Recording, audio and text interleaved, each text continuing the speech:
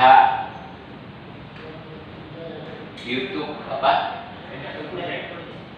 Indatu Project ya, harus meminta maaf pada semua media.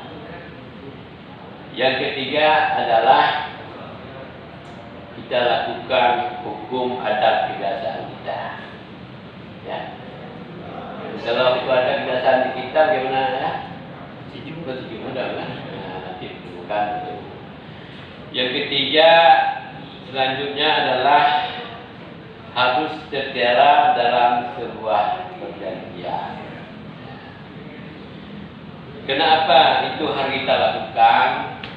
Karena ini sudah berkembang begitu besar di tingkat masyarakat kedua kabupaten. Dengan ada hal-hal perminta maaf, dengan nilai sebuah perdamaian bersama, masyarakat pun tahu kembali. Kemudian dengan ada kita bersejuk pun masyarakat semua tahu kembali, sehingga dengan ada sebuah perjanjian nanti pihak jajaran Polres kedua pihak dalam unsur yang sama ini mungkin sudah punya alasan untuk menolak semua gugatan dari pihak lain. Ini